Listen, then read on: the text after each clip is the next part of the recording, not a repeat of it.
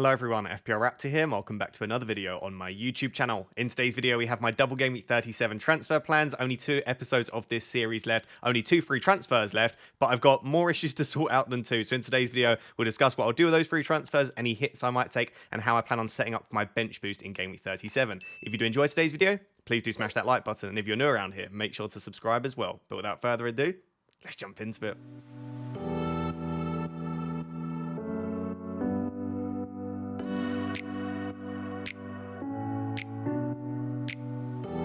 So guys, before we take a look at my Gameweek 37 team selection, and the bench boost is active, and I'm going to be needing probably at least a -4 hit. Let's very briefly review Gameweek 36, which also hasn't gone particularly well for me. This was a very weird and brutal week where I feel like my team did very well, and yet I'm on a reasonably sized red arrow. So I'd love to know down below in the comments. Let me know how many points you scored in Gameweek 36. Did you manage to break through 100 points, which I think a lot of people did this week? And as I said, I was actually pretty happy with my team. I mean, when I look at it, 9 out of 11 players returned, if you include the auto sub for Son, on for Fernandes. It was only Burn and Garnacho that blanked. I got 42 points from my captain. I almost reached 100 points. So I was on 92 points net total. And yeah, it's a reasonable size red. So it was just a very swingy, brutal week. And I look at players that I didn't own that did very well. I mean, Gordon got 6. Jackson did incredibly well, and I think that's where I lost most of my points. I know a few of the other keepers, like Petrovic, got 6, who was quite highly owned, but there weren't even that many players that I didn't own that did like amazingly well. I suppose it was just a situation where I didn't have any players that absolutely smashed it. So yes, I got lots of 5s and 6s and 7s in my team, but that's not really enough in a week where a lot of players do especially well. But there were quite a few positives to take from this week, so let's focus on those. The 2 transfers in this week were both for Guardiola and Ben White. Ben White got the clean sheet, Guardiola got the assist and bonus point, so very, very nice that the 2 defenders that I brought in actually returned, considering the fact that defenders often don't return. Raya and White, really happy with that. I mean, we spoke about how good the Arsenal defence are, and they just continue to look absolutely brilliant, which is one of the reasons why I will definitely not be selling my Arsenal defenders this week, despite the fact they don't double, despite the fact that on paper you would traditionally think going to Old Trafford is a bad fixture. We now know that's definitely not the case. So yeah, they just look brilliant, and especially for Game Week 38 as well with that home fixture. So they were very, very good. I'm very frustrated that Burn conceded, just because it looked for large spells of that game that, apart from the start of the game, by the way, where they could have definitely conceded, but for large spells they were in control, very close to the clean sheet, but he did concede. The midfield was probably the most disappointing part. Palmer was over 100% effective ownership anyway, which basically means he hurts my rank despite owning him, because a few people captained him.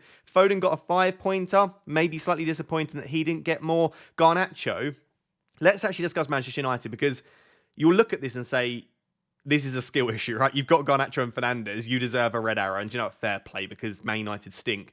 I would say that Fernandes being out was... Yes, I got the Sun auto sub, but I think Fernandes being out basically meant that Garnacho was never going to get anything, because without Fernandes, there is nobody that has even an ounce of creativity or ability in that Manchester United lineup. I mean, it all goes through Fernandes. So as soon as Fernandes was out, you just know for a fact that Garnacho is going to blank. And maybe I should have considered that. But either way, with the team set up the way it was, I was going to get Garnacho. So Garnacho blanked, didn't look like he was going to get a chance at any point in that game. So not particularly unlucky, just a really, really poor option, I suppose, this week. I think if Fernandes had played, I think, like I said, it would have made Garnacho better, and he could have returned. But I am, I suppose, lucky that Son comes in for 7 points. Some people got 16 points off the bench from Jackson, which is absolutely beautiful if that happened for you. But yeah, I'm very, very glad that I didn't have those Son points sat on the bench. So maybe a little bit fortunate there to get those 7 points. And then everyone in my attacking line did return. So Haaland 42-pointer, or 21-pointer times 2. I do feel slightly bad, because I did say one of the best ways to chase for the final 3 game weeks is to not captain Haaland. I do kind of still maintain that though, right? Because if you captain Haaland every week, you're not really gaining much, but you also run the risk of losing a lot. So if that was you and you captained a De Bruyne or Foden or Palmer, you've lost a lot there, but you know that's the risk that you take by not captaining the most highly owned player. So it was really awful timing that Haaland decided to pull a 42-pointer out the bag in the week that a lot of people went against him. But like I said, I think it's worth the risk if you really are chasing to just not captain and own the most highly owned players. So very, very painful there. I will just say he did get 2 penalties. So yes, he had an excellent game. Still would have got a brace, but to get 2 penalties as well is quite fortunate. So very happy that I captained him, but very unfortunate if you didn't. Isak getting a 7 points. I mean, he's just unbelievable, but everyone owns Isak now, so it's not very exciting. I still remember the days, back in the day, when we had Isak in Game Week 30 and 31 for all of those points when not many people owned him. That was beautiful. Sadly, everyone owns him now. So He's great. I love Isak. He's a brilliant footballer. But from an FPL perspective, it's difficult to get excited over a player that's really gaining you very little. It's a bit like Cole Palmer, in all honesty. João Pedro, really, Brighton were terrible. And not even in hindsight, starting João Pedro wasn't a great idea over Son. And I kind of admitted this on the stream. Son was definitely the better player to start instead of João Pedro. I accepted that, but I said, listen, I'm kind of chasing at the moment. I'm going to bench the highly owned asset and start João Pedro. It ended up that I got both of them anyway. João Pedro got a penalty. He would have come away comfortably with a 9 points because everyone else was rubbish for bonus points. And João Pedro is just an exceptionally good penalty taker. But of course, he missed the penalty. Lucky that he did at least get a return. Sorry, he did finish off the rebound. But yeah, this just sums up my last few weeks in FPL. And I don't want to sound like I feel like I'm too hard done by. I know I had a great game week 34, but yeah, painful to have chosen João Pedro because he's on penalties and because he's a good penalty taker and for him to miss that penalty. But 5 points is at least still a return. So there we go. That is it. Obviously, Petrovic returned on the bench as well, but got the same amount of points as Raya. Fabian Schär didn't feature. Gusto got a 1-pointer, which means that he is back and at least available to play, which could be important for my team. But yeah, just a really strange and brutal week in all honesty. Because like I say, I look at my team and I'm like, yeah, I got lots of returns. I'm happy with my transfers. But the hit, along with Jackson and Gordon and other players doing quite well, just means that it's a red arrow now down to about 52, 53k. My rank target is top 50k. I'm now 2 points off the top 50k. I do have my bench boost left. The team's not in an awful position. I do think it will be close. I'm not saying I think I'll definitely get it, but I don't think I should be too far off. As long as I get maybe a little bit of luck in Game Week 37 and then Game Week 38 goes okay with respect to rotation. But that's how Game Week 36 went. As I said, I'd love to know down below in the comments, how many points did you score? Let me know if you broke 100. Let's now take a look at what my current 15 players are looking like for 37 because the bench boost is active. So guys, let's take a look at my team selection for Game Week 37. And as I've said on a couple of occasions now, I will be playing the bench boost in Game Week 37. It doesn't look perfect on paper, but I just think it's probably better than 38 for my team, especially considering you never know what other issues might arise in 37. And in 38, there might be rotation as well. You have absolutely no doublers. So I think there is some merit to it for some teams, but for me, it just makes more sense in Game Week 37. And the reason that I've presented the graphic like this before we go through and talk about each of the players, I don't really know how to explain why this is the case, but sometimes when I I know I'm playing the bench boost this week. Sometimes when I set it out as my starting 11 and then my bench, it starts to make me think about crazy transfers and trying to like really strengthen my bench. And the way that I should view it is, listen, all 15 players are going to get me points this week, hopefully.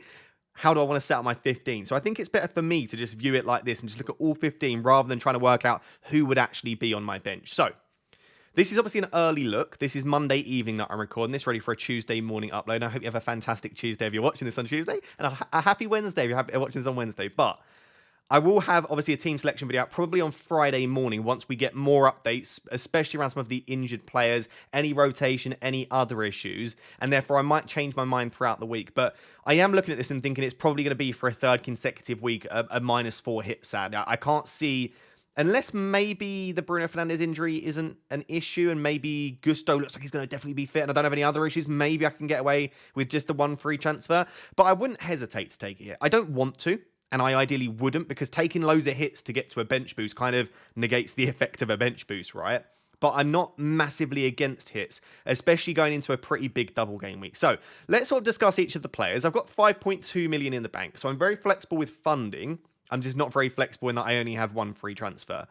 So, goalkeeper spots, absolutely fine. With Petrovic has a double. Chelsea have actually improved quite a bit recently. They're in a nice run of form. I actually don't mind the 2 fixtures against Forest and Brighton, even from a defensive perspective. I know they're both away. However, Brighton have been attacking appallingly recently, and Forest aren't the strongest attack in the league. So, I'm not expecting 2 clean sheets, but could you see 1 and some saves? Absolutely. So, Petrovic is great. And Raya, I know, isn't perfect on a bench boost, playing against Manchester United away, only 1 fixture. But we have seen how bad United are. We've seen how good Arsenal are defensively. And it's not only Game Week 37, it's also Game Week 38 as well, right? So for that reason, Raya is absolutely fine, and so is Ben White. So I look at that, and yeah, in an ideal world, in a normal world, you wouldn't bench boost those.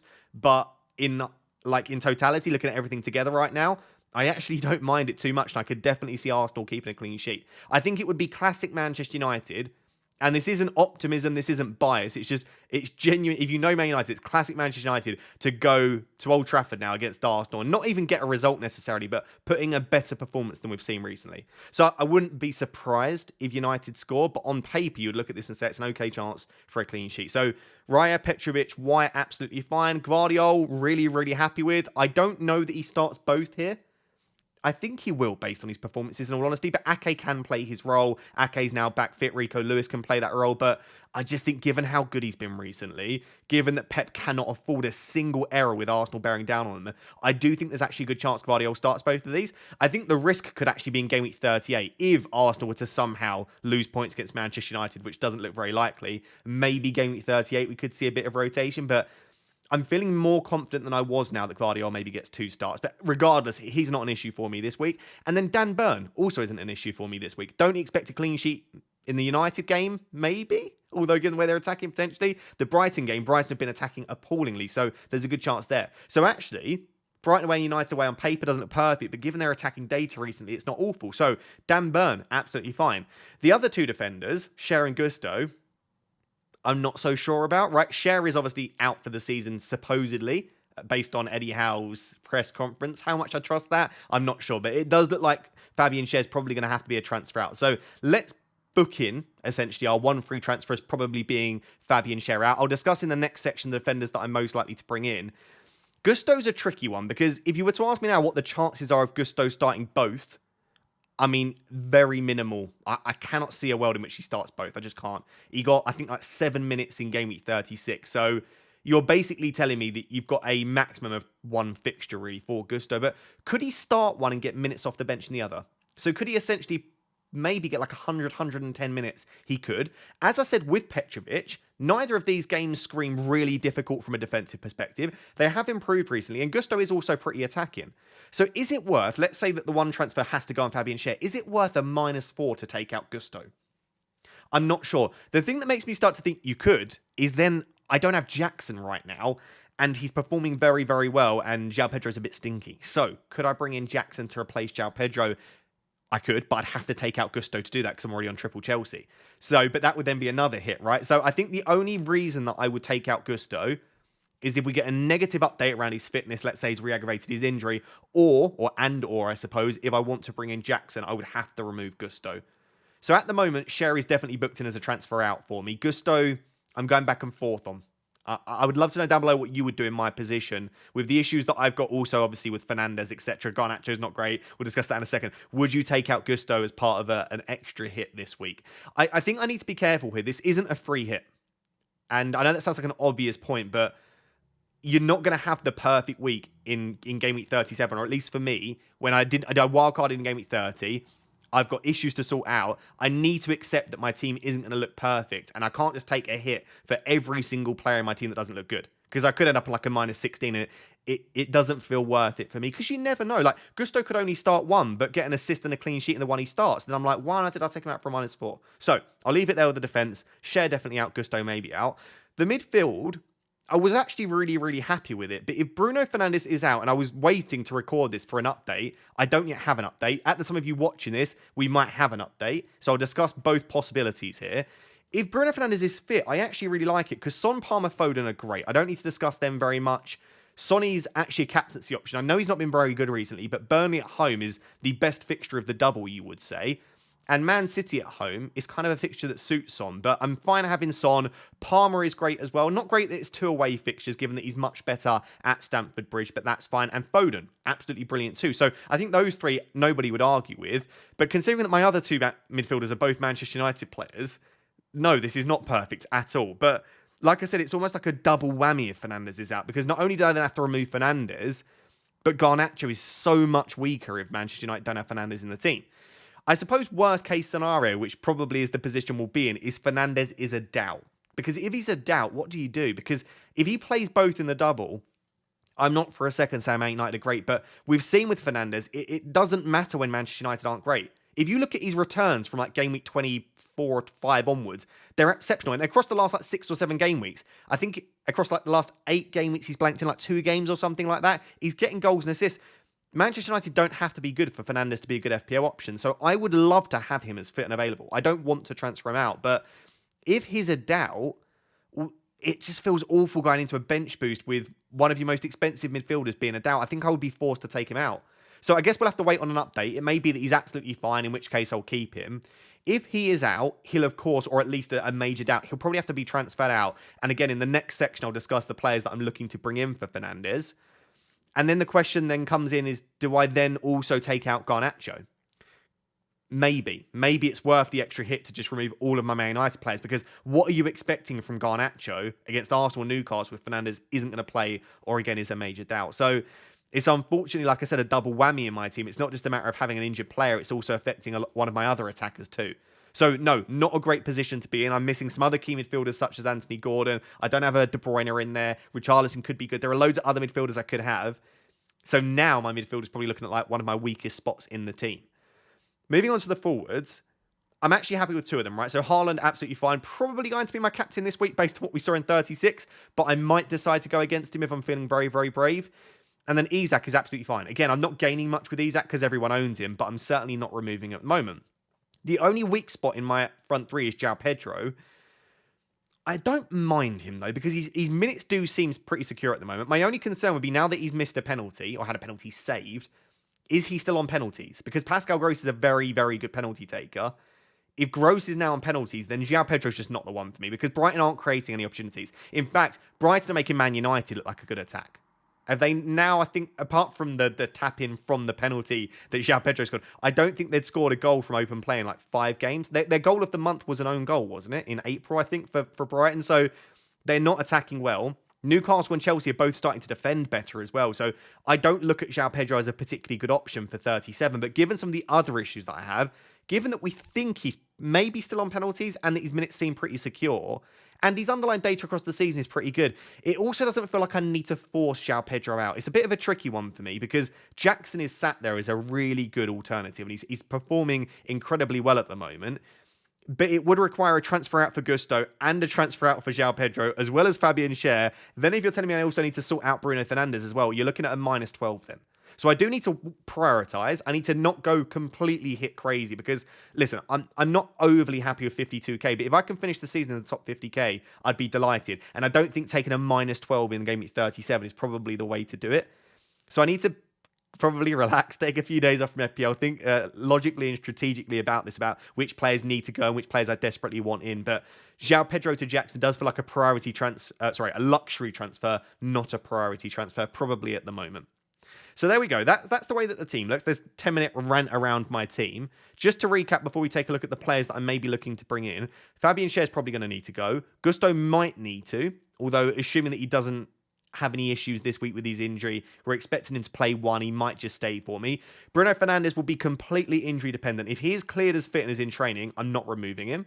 If he's injured or a major doubt, then I of course will, and we'll discuss midfielders in a second. And then João Pedro, I don't plan on removing him, but I am weighing up whether a -8 to bring in Jackson and remove Gusto could still be worth it. I'd love your opinion on that down below, by the way.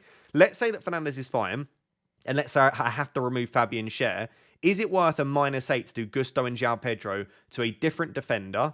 I don't even know who I'd bring in. Let's say like a Livramento or something like that for Gusto, and then do João Pedro to Jackson. Is it worth that extra 2 hits to just do the switcheroo from Gusto to Jackson? It may well be. You may think it is, and you might not be wrong, to be honest. So that's the team right now for 37. Let's now take a look at my watch list. So guys, the Game Week 37 watch list, as you can see, is actually incredibly short. And I've done this deliberately because I just don't think there's any point faffing around considering loads of options that I'm just probably not going to go with. It's relatively straightforward for me. In most of the positions, I've got 1 or 2 real options that I'm considering.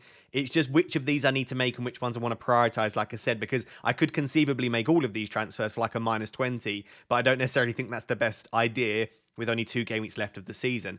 The other thing to note, and I think I said this briefly, but game week 38 is just as important as game week 37. I know 37 in isolation is a bigger game week, basically 2 game weeks because it's a double, and therefore the amount of points on offer is probably higher in 37. It doesn't mean that you completely disregard 38. So you don't want to bring in players that have terrible fixtures in 38 or are likely to be massive rotation risk and take out players that, yes, they might not be perfect in 37, but they might have been better in 38. So there is that balancing act between 37 and 38, and that's probably a key piece of advice for me to you is if you've got like a Saka, a Gabriel, you might go, yeah, I think Richarlison's better than Saka this week, but are you going to want Saka in 38? You almost definitely are. Even if the league's wrapped up, you'd still probably want Saka.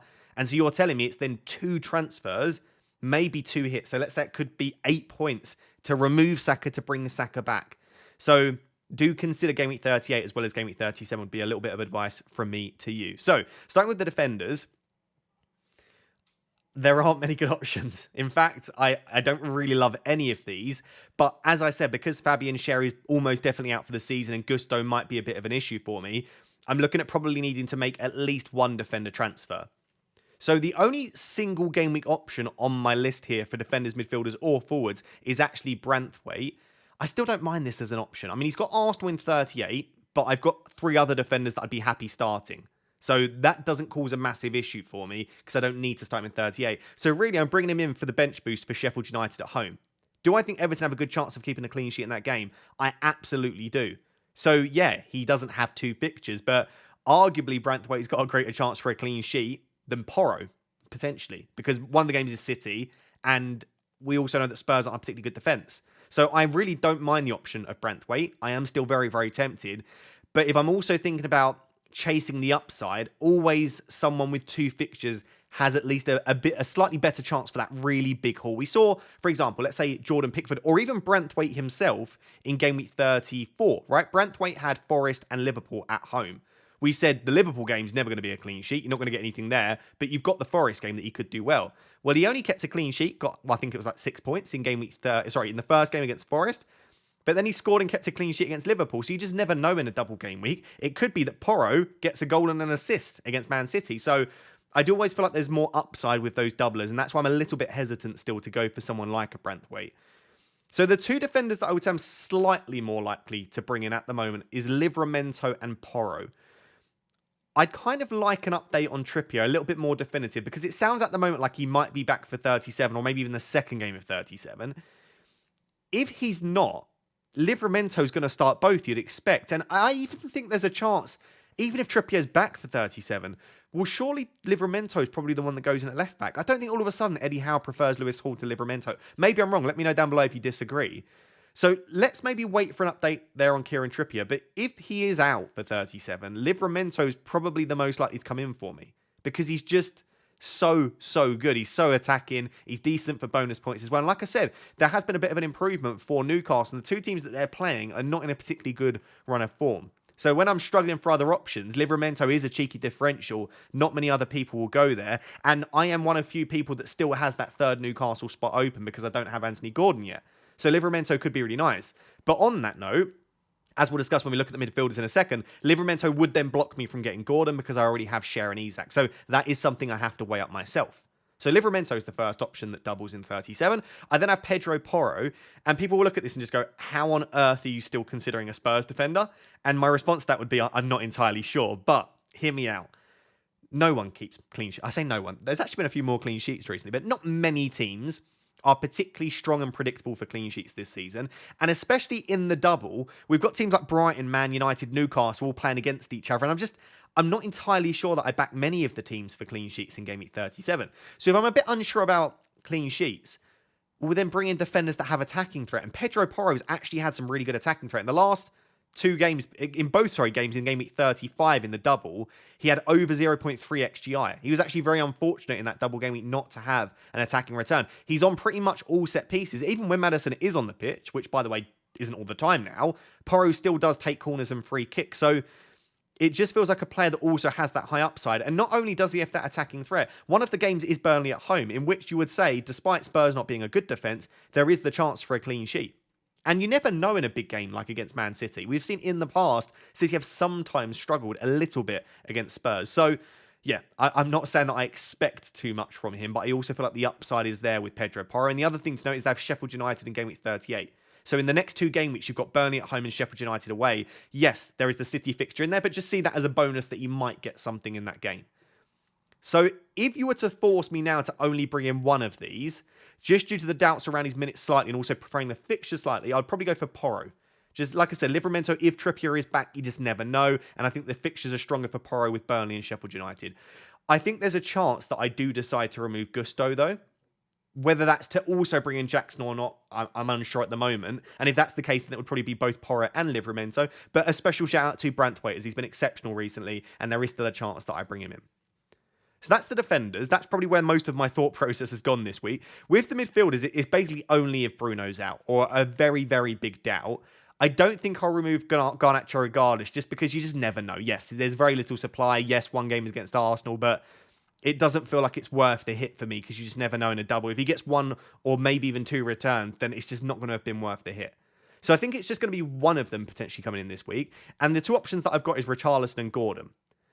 At the moment, I am leading Richarlison, which I am fully aware means that I'm looking at bringing in two Spurs assets at the moment for a hit, considering the form that they're in does seem a bit bonkers. But I love Richarlison as an FPL option because his goal threat is absolutely exceptional. It blows every other midfielder in the league out of the water, bar maybe Mohamed Salah, because he just doesn't have any assist threat, Richarlison. When you look at his data, he's just goal hungry. He gets tap-ins, he gets big chances. No, he's not on penalties anymore, right? Because Sonny's back and Sonny will take the penalties, which isn't perfect, but that doesn't matter because his non-penalty expected goals is so high.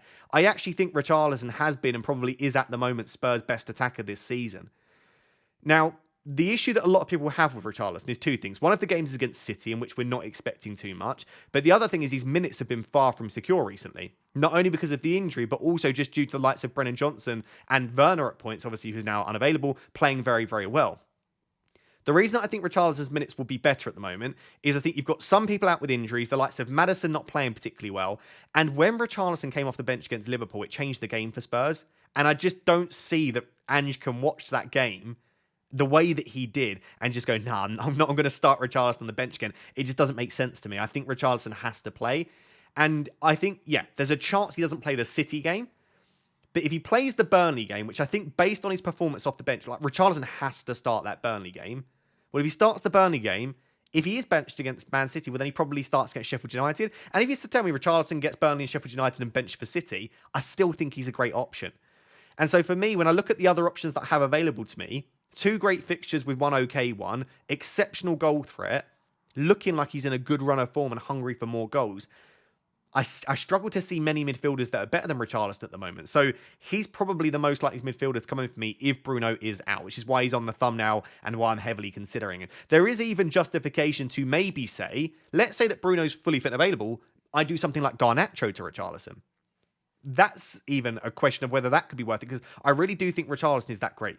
So he's the most likely midfielder to come in for me. Lots of people just say, but you've not got Anthony Gordon. He just continues to return. He was probably unlucky to only come away with 6 points in game week 36. And you are correct. I just kind of feel like at this stage, he's very highly owned. And you can look at this two ways. It depends on the way you want to play the game. It depends on your rank. Gordon is very, very highly owned. So it protects my rank. It stops me from falling any further. But if Gordon smashes in 20 points in the double at 75-80% ownership, I'm gaining like a couple of points from that. I'm not moving much further up.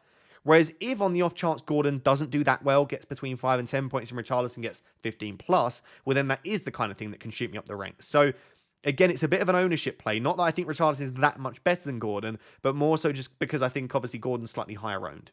So that's the reason I'm probably leaning Richarlison at the moment. But yeah, that would then mean Porro and Richarlison coming in for a -4.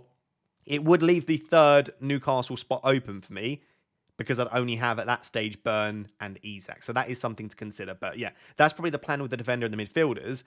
And then, like I said, Jackson is a consideration for me, especially if I do need or want to remove Gusto. Because if I remove Gusto, it's just sat there as, is Jackson going to outscore João Pedro by 4 points across game week 37 and 38? And I think the answer to that is yes. The only thing that makes me question that is if João Pedro is still on penalties, I hate removing a penalty taker for a hit for a player that's not on pens. So that is something to consider. But yeah, I think if Gusto's out or he's a major doubt and I decide to remove him, I think there is a small chance that I go for Jackson. But the thing is, it's kind of what I said about Gordon is João Pedro's so much lower owned. I mean, he's like 2% owned. Jackson's going to be, he was already 50% this week around my rank. He's going to be up at 70-80% himself. So again, it will protect my rank, but it's not going to gain me that much if he does well. So maybe I do just back against the highly owned asset and keep JP, even though Brighton have not been particularly good. So these are the things I need to think about. If I just chuck back now to my team, now that you've looked at that. So I think share to Porro, maybe Livramento is very, very likely. And then outside of that, it could be Gusto to the other one. It could be Fernandes to Richarlison or Gordon. And then it could be João Pedro to Jackson if I end up removing Gusto. That will give me, regardless of which set of moves I make, unless I bring in Branthwaite, it will give me 13 doublers, the 2 single game week players being Raya and White. And if I was to set it out as an actual bench, it would be Raya, White, Gusto or whoever I bring in for Gusto, and then probably Garnacho. So double Arsenal defense, Garnacho playing against those, and then Gusto. So it's not a particularly good bench boost, but when I look at my bench in 38, it's not much better. It's the way that it's planned out. Maybe I should have wildcarded a bit later in hindsight, although I'm still happy with my strategy across the season. So I'll leave it there. I'd love to know what you think of my team down below. I'd love to know what you would do with this team with 1 free transfer and 5.2 in the bank. And yeah, let's wait on some updates throughout the week. And then in my Friday team selection video, we'll discuss in a bit more detail. So guys, there we have it. That is my Game Week 37 transfer plans video. After this, there's only going to be one more transfer plans video. And if you do enjoy these videos, normally earlier on in the week, please do smash that like button. Let's aim for 1,500 likes and make sure to subscribe as well. I do really appreciate it before the end of the season. Until next time, thank you very much for watching. Bye-bye.